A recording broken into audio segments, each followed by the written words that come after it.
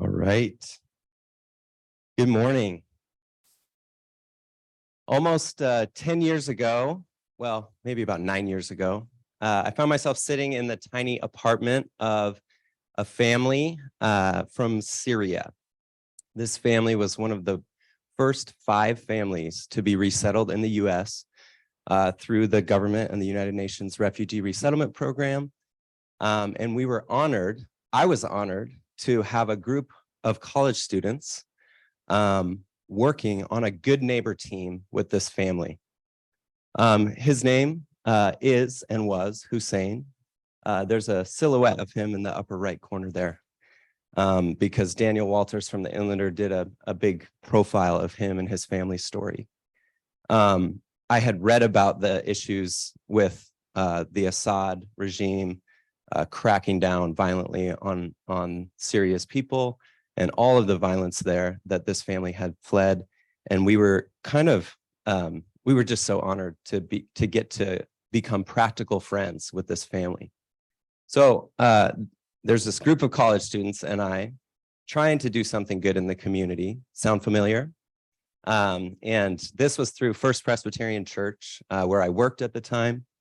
And we would, go over to the house and Good Neighbor Teams. It's a program through World Relief, but other orgs have these sort of things too. They try to do the things that slip through the cracks.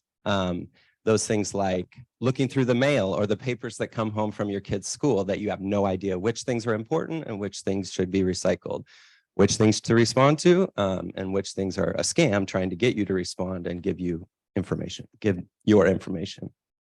So it's all about just friendship.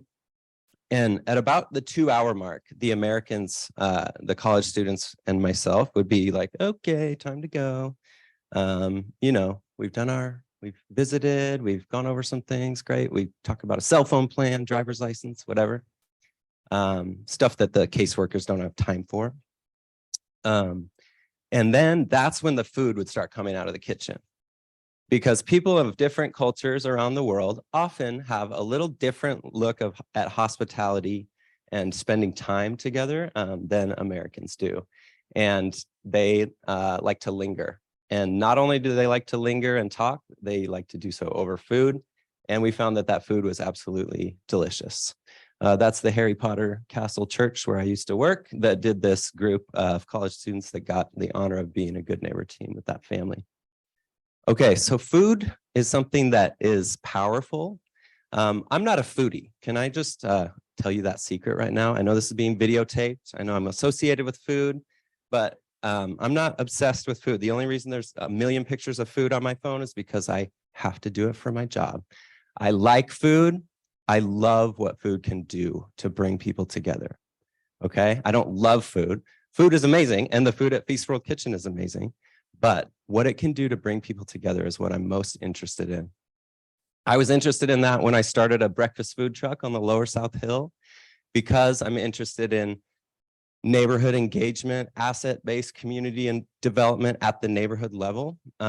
That's my interest in life and the relationships and the networks of friendship and support that can happen when ecosystems happen like that. And I noticed that my neighborhood didn't have really great walkable food options like all the other cool neighborhoods. And so we needed to start a breakfast food truck. Of course, I didn't calculate that I'm not the most morning person type in the world.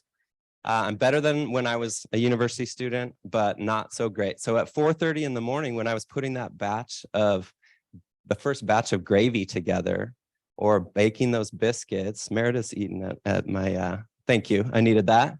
I would be asking myself, what am I doing? Why am I doing this? And as much as it was an awesome space to create in my neighborhood, one of those third spaces where people come together in a neutral spot, connect with neighbors, and so many friendships came out of it, I would still be asking myself, why am I doing that? I met these folks, Dan, he's up there in the middle, and then Maisa on the left. These folks were also operating small food businesses within a 2-block radius of where I parked my breakfast wagon. And I met them during that time.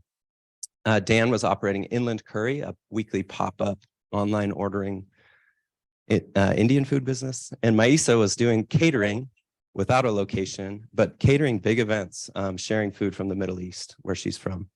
And okay, we started having some ideas when this crazy old restaurant building in the middle came up for sale.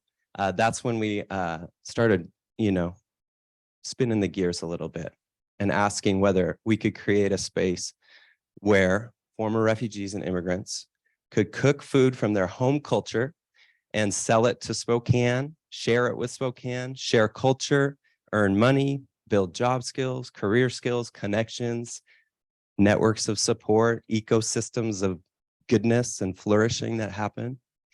And so we started having these crazy ideas. And first it was like, well, this terrible condition restaurant is up for sale across the street from the church, just down the hill from this neighborhood we're all engaged with. Someone should really do this. And then throughout 2019, that someone slowly became, we should do this. And part of it was going to a conference like this. So I encourage you to keep your ears open, eyes open for what's next for you in your role.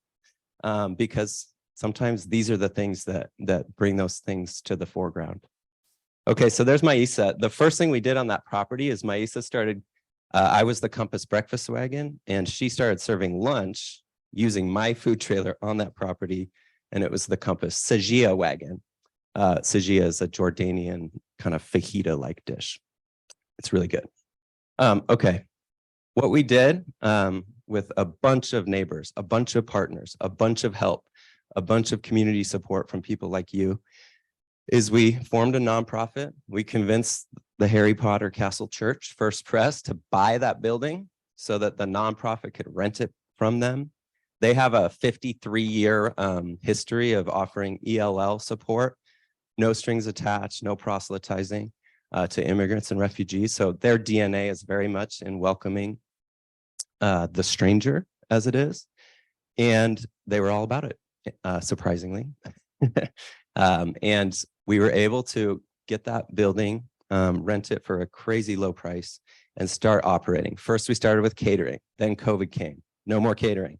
Then the first Saturday of April 2020, we started our takeout program. Online ordering, masked up, gloved up, car hop, everything safe. And then we just started adding days of the week. Not just Saturdays, but Fridays, then Sundays, then Wednesdays, then lunch and dinner. Then Inland Curry, they had moved in as our anchor tenant, paying real rent. And a woman from India bought that business from Dan to make it a little more authentic. And we just started doing this stuff as a way of, and what I realized when we started doing it is I was answering my question, my 4:30 a.m. question of, why am I doing this? I had an answer that there was something more for me to do with food that wasn't about me, that was about the community. So we're a nonprofit restaurant catering company, and we started wholesaling food in the community. And I could tell you a million stories. I could tell you about Miriam from Iran, who has been through so much and makes baklava and Turkish coffee every Friday morning from 8 to 11.